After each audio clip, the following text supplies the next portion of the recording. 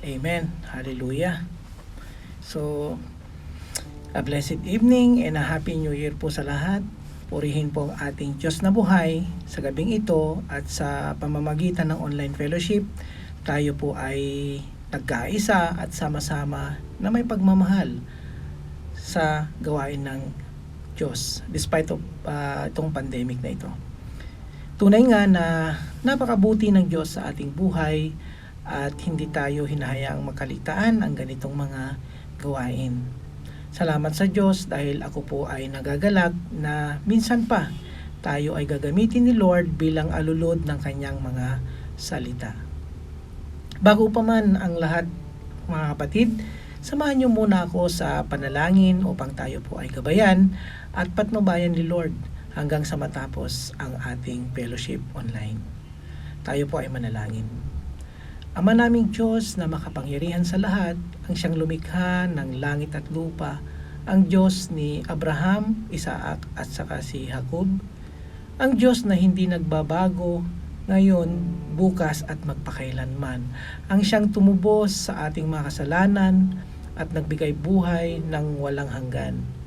Ang siya lamang pinupuri, sinasamba at pinasasalamatan magpakailanman.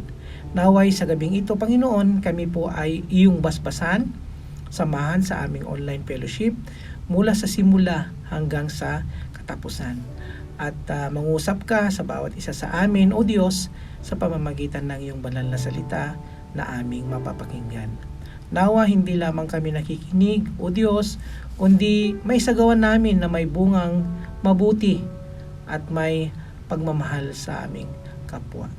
Itago mo po ako, Diyos, sa iyong likuran bilang tagahatid ng iyong mensahe at ang iyong kaluwalhatian lamang ang siyang makita sa aming kalagitnaan.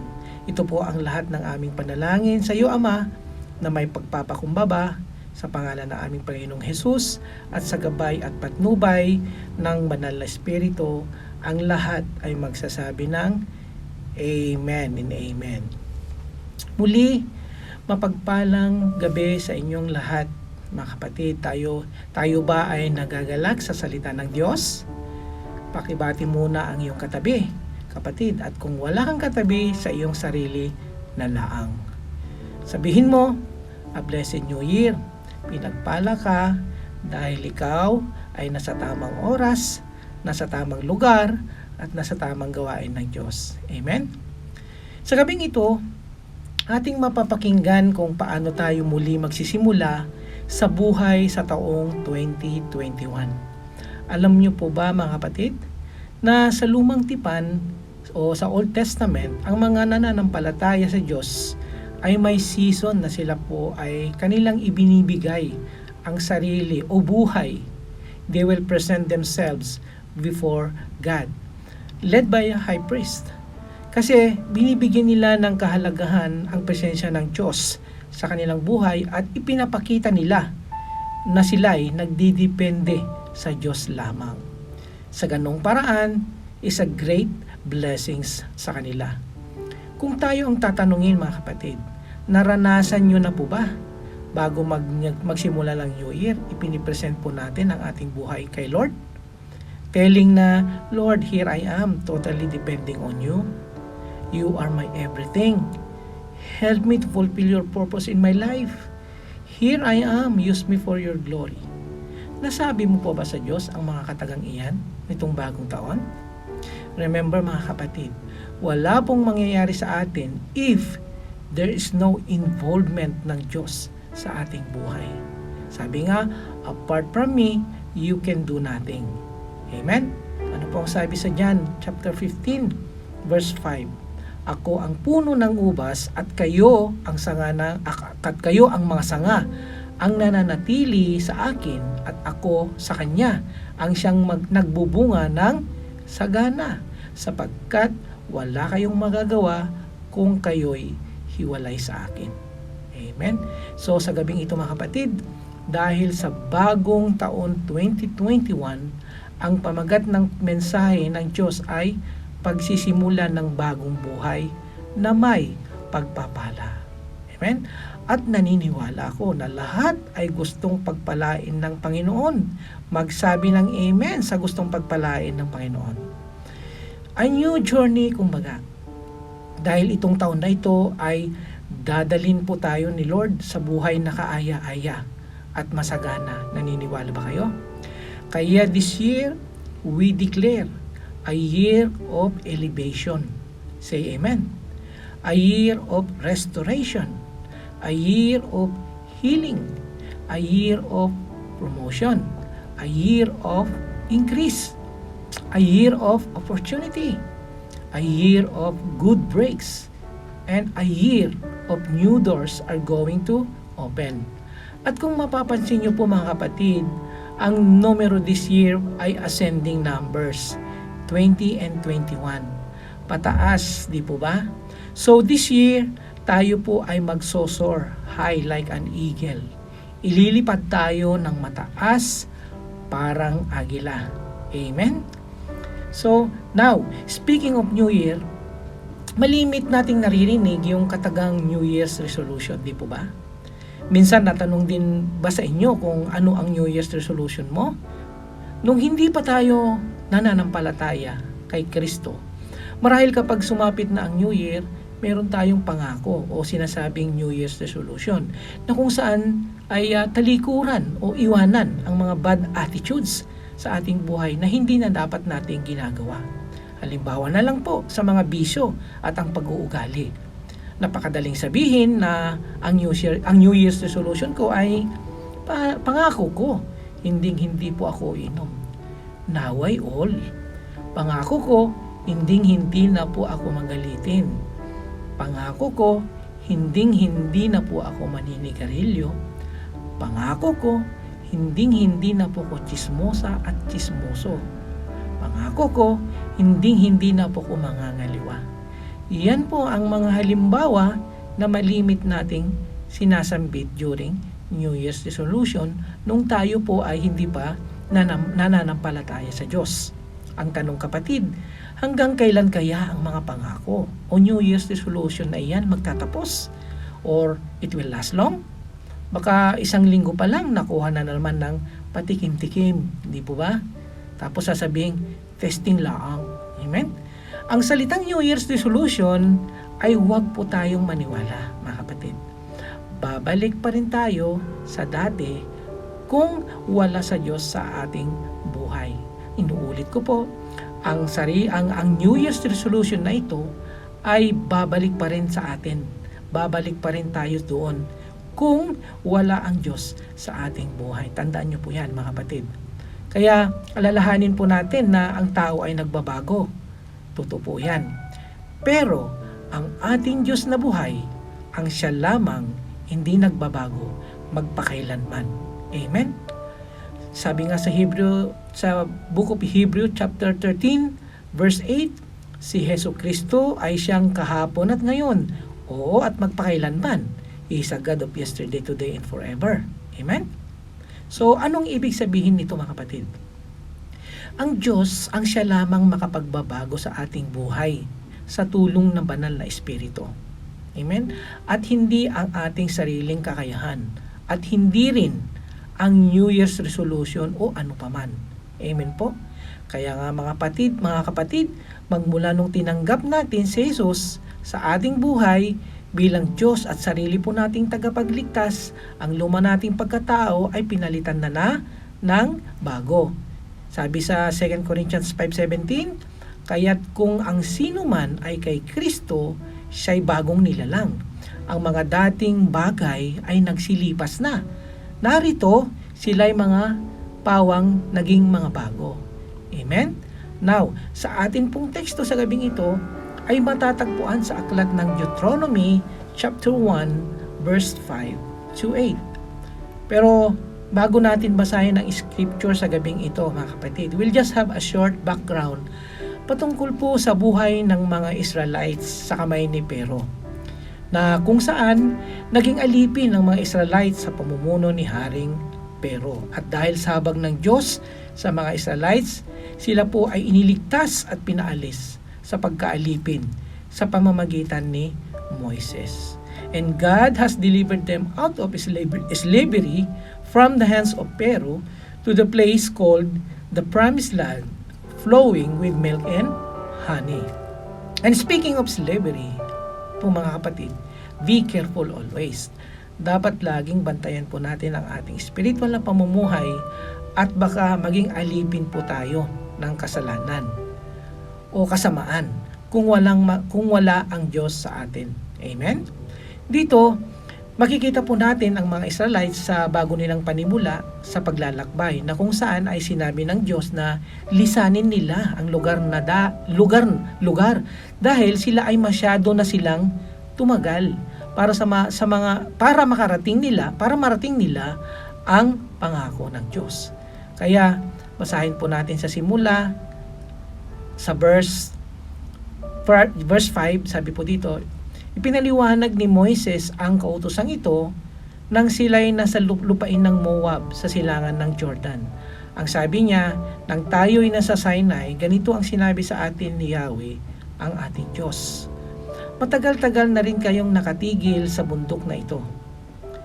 Pagpatuloy na kayo ng paglalakbay, papunta sa kaburulang tinitirhan ng mga Amoreyo at sa mga karatig na lugar sa Araba, sa kaburulan, sa kapatagan, sa katimugan, disyerto at sa baybay dagat. Sa makatuwid, ang buong lupain ng Kanaan at Lebanon hanggang sa ilog ng Euphrates. Sakupin ninyo ang lupang ito na inihanda ko para sa inyo. Iyan ang lupaing pinangako ko sa inyo, sa inyong mga ninuno, sina Abraham, Isaac at Jacob. Sa Ingles, while the Israelites were in the land of Moab, east of the Jordan River, Moses carefully explained the Lord's instruction as follows. When we are at the Mount Sinai, the Lord God said to us, take note po ang sinabi, you have stayed at this mountain long enough. It's time to break and move on. Go to the hill country of the Amorites and to all the neighboring regions, the Jordan Valley, the hill country, the western foothills, the Negev, and the coastal plain. Go to the land of the Canaanites and to Lebanon, and all the way to the great Euphrates River. Look, I am giving all this land to you.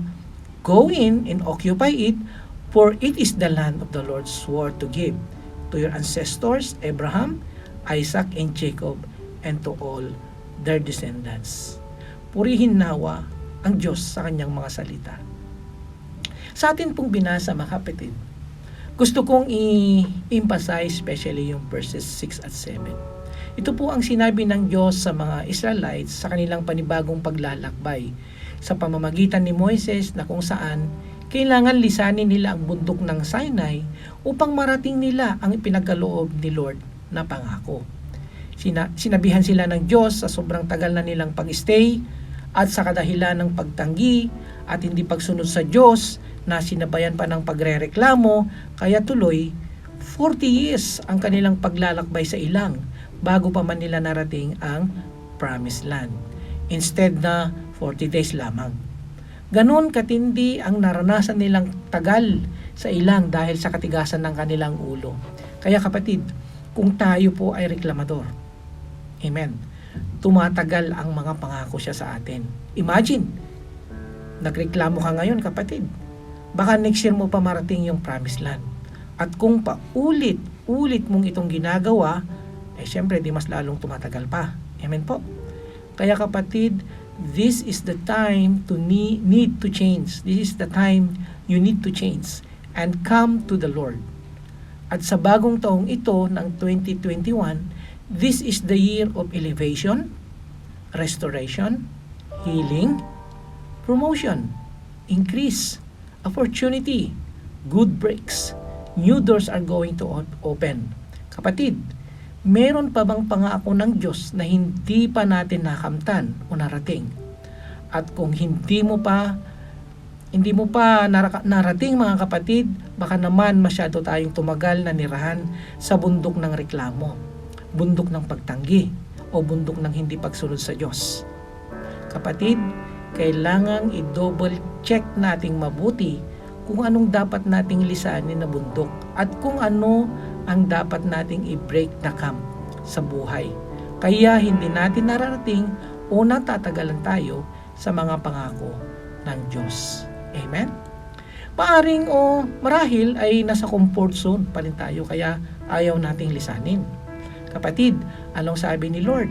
Matagal na kayong naninirahan sa mundok na ito, umalis na kayo at i-break na ninyo ang mga camp sa inyong mga buhay upang marating ninyo ang promised land.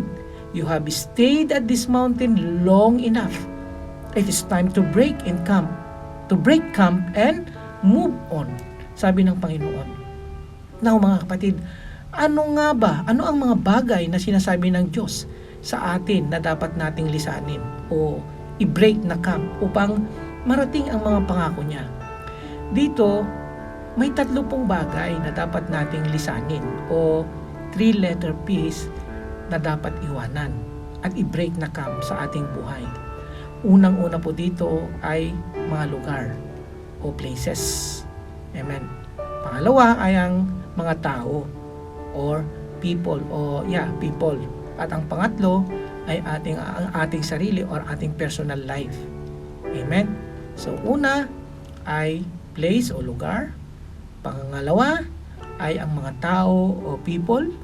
Ang pangatlo ay ang ating sarili o ating personal life. Amen. Now, pumunta po tayo sa mga lugar or mga places. Tandaan po natin, ang bundok is a place. Amen po? Listen to this mga kapatid. If you want to go to the promised land, you need to leave the place. Anong ibig sabihin nito kapatid? Yung mga wrong places in life. Amen? Mga maling mga lugar. Kailangan po nating lisanin ang place o bundok na ito sa ating buhay para marating natin ang promised land. Amen? Kapatid, meron po tayo kasing places na kung saan doon tayo naglalagi o nagtatambay na wala namang kwenta. Instead of attending sa mga gawain ng Diyos, kaya tuloy hindi natin nararating ang promised land.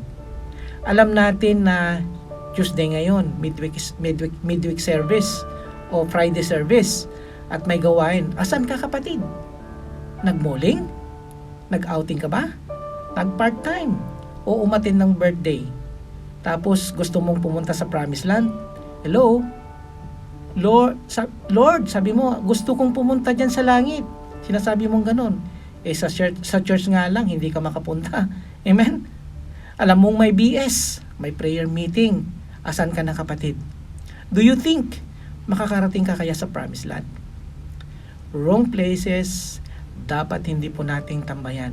Amen. Inuulit ko, wrong places, dapat hindi po nating tambayan. Katulad na lang ng patay sindi na ilaw o sinasabi nating nightclub. Alam naman natin na bawal pero pinupuntahan pa rin. Mga makamundong gawain, halimbawa na lang sa sugalan, tsismisan at inuman, tinatambayan pa rin pero gustong makarating sa promised land. Ang Facebook, kayang tambayan na maghapon. Pero kapag nagbasa ng Biblia, ilang minuto pa lang, inaantok na. Amen? Bato-bato sa langit, kapag tinamaan, dapat lang. Mga kapatid, kung gusto po nating makarating sa promised land, leave those places, wrong places. Again, God said, you have stayed at this mountain long enough. It is time to break camp and move on this year 2021 and go to the promised land that I swore to you. Amen? Look, I am giving all this land to you. Go and occupy it, for it is the land the Lord swore to give to you. Mga kapatid, kung mayroon kang ayaw lisaning lugar sa iyong buhay, now, this is the time para lisanin mo ang mga bundok na yan sa buhay mo. Kung titingnan po natin ng mga Israelites, nung sila po ay nasa ilang out of Egypt, panay pa rin ang reklamo nila na sinasabing mas maigi pa daw noong sila ay nasa Egypt. Hindi sila nagugutom. Kaysa naman daw mamamatay sila sa ilang, sa gutom. Kapatid, minsan we are just like an Israelites na mas gusto pa rin nating yung dati nating buhay o place na ayaw nating iwanan kaysa yung promised land flowing with milk and honey. Kapatid, If you are in a place of iniquities, kailangan mong umalis dyan. Amen? If you are in a place of vices or mga bisyo, kailangan mong lisanin yan.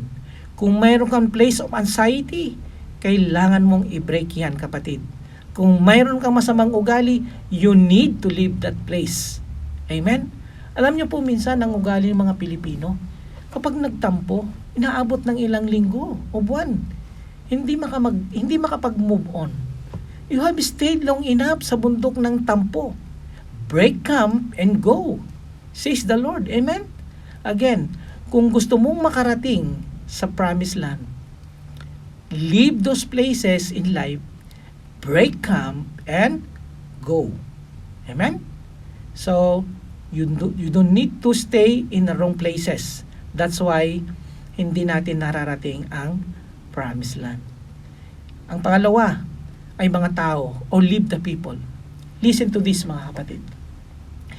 Hindi po tayo makakarating sa promised land dahil we are depending on wrong people. Amen? Hindi po ang lahat ng tao ay mabubuti. Tandaan po natin yan, mga kapatid. Minsan, ipinapahamak ka pa. Look for people kung saan ay nakaka-encourage. Tumutulong, mga kapatid. Mabubuting tao, lalong-lalo na yung may takot sa Diyos o mananampalataya. Amen? Anong sinasabi sa Biblia about associating with bad people? Whether we like it or not, we are influenced by the company we keep. Often, there are people around us that have a negative effect on our morality and decision making. Sometimes even our family members and friends.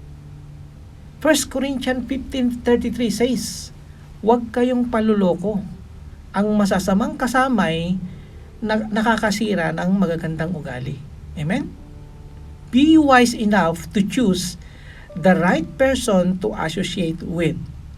Naranasan ko rin po yan noong bago pa lang ako sa church, mga kapatid. At totoo na kung tayo ay nasa mga taong makamundo ang gawain, tayo po ay napapasama at napapariwara.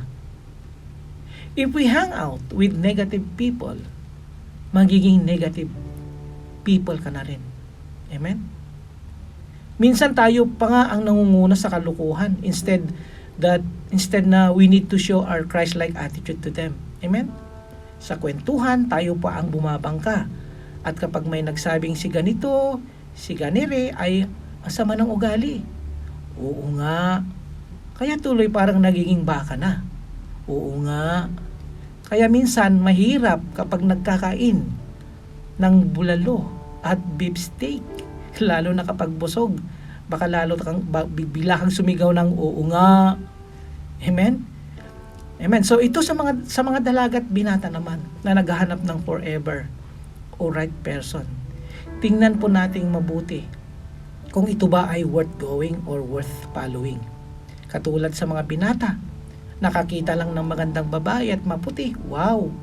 Kapag tumingin ka, akin ka. Oops! Teka muna, sabi ni Lord, tanungin mo muna kung saan siya pupunta. Sa promised land ba? Kung sinabi sa impyerno, ay mali, wrong people pala. Amen? Katulad naman sa mga dalaga, nakakita lang ng gwapo at grabe ang tintig. Wow, macho guapito. Kapag tumingin ka, akin ka. Oops, sabi ni Lord, sandali lang, tanungin mo muna kung sino siya. Beke pala. The wrong people. Amen, di po ba? So, kung gusto po nating marating ang promised land, kapatid, iwanan o lisanin natin. Break camp and go sa mga taong hindi siya worth to associate with. Anong sabi sa 2 Corinthians chapter 6 verse 14? Huwag na kayong makipag-isa sa mga di sumasampalataya. Maaari bang magsama ang katuwiran at ang kalikuan? No. O kaya ang liwanag at ang kadiliman? Never, mga kapatid. At ang huli po ay lisanin mo ang personal or old lifestyle o ang ating lumang pagkatao. Kung gusto natin makarating sa promised land, mga kapatid. Lisanin mo o iwanan mo ang lumang pagkatao. Alam nyo, gustong-gusto pa rin nating balik-balikan ang mga bagay na ating ginagawa o kagustuhan sa laman na mahirap lisanin. Sabi po sa Ephesians chapter 4 verse 22 to 24, kaya talikuran o iwanan nyo na ang dati nyong pamumuhay dahil gawain ito ng dati nyong pagkatao. Ang pagkataong ito ang siyang nagpapahamak sa inyo dahil sa masasamang hangarin na dumadaya sa inyo. Baguhin nyo na inyong pag-iisip at pag-uugali, ipakita nyong binago kayo ng Diyos at binigyan ng buhay na matuwid at banal katulad ng sa Diyos.